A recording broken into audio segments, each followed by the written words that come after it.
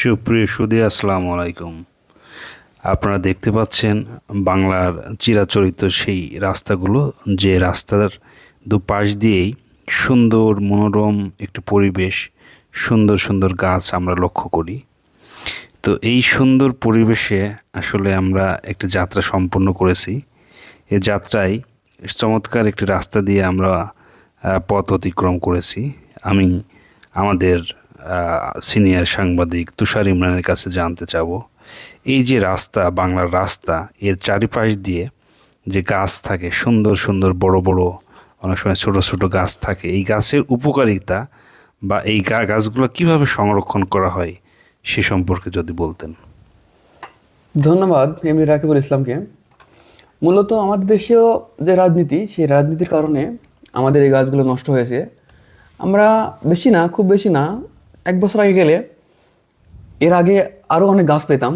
আর গাছগুলো সংরক্ষণ করার কথা বললেন, গাছগুলো বিভিন্ন কারণে নষ্ট হয়েছে। যেমন যেটা বললাম, রাজনীতি যে কারণটা, না, সন্ত্রাস বলেন। আমি বলতে চাচ্ছি যে তারপরেও এই অনেক গাছ রয়ে গেছে, বিশেষ করে রাস্তার দুই ধার দিয়ে আমরা যখন চলি তখন এই গাছগুলো চোখে পড়ে। খুব সুন্দর মনোরম প্রাকৃতিক দৃশ্য অনুভূত হয় যে এই গাছগুলো যে টিকে আছে, এই টিকে থাকার কারণটা কি, এবং এই গাছগুলো কারা রোপণ করেছিল? এই গাছগুলো রোপণ করার মূলে রয়েছে কিছু স্বেচ্ছাসেবী কর্মী বা রাজনৈতিক কর্মী বলেন বা রাজনৈতিক দলীয় কর্মী, যেভাবে বলেন। মূলত যারা বন অধিদপ্তর থেকে স্বেচ্ছায় কাজ করে, যেমন বাংলাদেশ বায়োডাইভার্সিটি কিছু গ্রুপ আছে, ওরা করে। আমিও ওখানকার একটি সদস্য। আমার গ্রুপের নাম হচ্ছে বন্য পাখি সুরক্ষা ক্লাব। অনেক ধরনের গ্রুপ আছে, ওরা বিভিন্ন গাছ টাছ রোপণ করে, ওষুধি গাছ বেশিরভাগ রোপণ করে, বড় বড় গাছ রাস্তার পাশ দিয়ে, যেগুলো কাষ্ঠল গাছ সেগুলো। আর মূলত আপনি রক্ষণাবেক্ষণের কথা বলতেছেন, এগুলো বিভিন্নভাবে দলীয় কর্মীর হাত থেকে রক্ষণাবেক্ষণ করা কঠিন, কিন্তু তারপরেও এগুলা প্রকৃতিগতভাবে বেরো না, আসলে তো এখানে। আপনি সবসময় শুধু রাজনীতির দিকে চলে যাচ্ছেন, দলের দিকে চলে যাচ্ছেন, কিন্তু এই গাছগুলো তো অনেক সময় যারা চোর, বাটপার, বিভিন্ন ধরনের লোকজন এই গাছগুলো কেটে নেওয়ার চেষ্টা করে, সে সময় দেখা যাচ্ছে দলীয় কর্মীরাই অনেক সময় রক্ষা করে থাকে, বা সমাজের যারা সচেতন মানুষ তারা এইগুলো রক্ষা করে থাকে। তো আমি জানতে চাবো যে এই গাছগুলো টিকে রাখার পিছনে সরকারের ভূমিকা কী?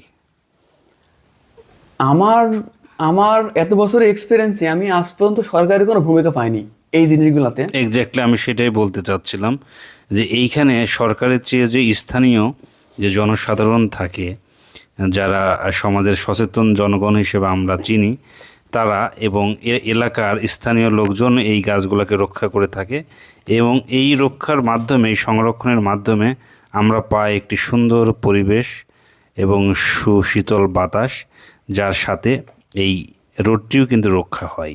কারণ এই রোডটি টিকায় রাখতে গেলে দুই পাশে গাছ প্রয়োজন, আবার বিভিন্ন সময় অ্যাক্সিডেন্টের হাত থেকে, বড় ধরনের ক্ষয়ক্ষতির হাত থেকে বাঁচতে গেলেও গাছ প্রয়োজন। তো যাই হোক, আমরা চেষ্টা করব এই গাছগুলো বাঁচায় রাখার। ধন্যবাদ।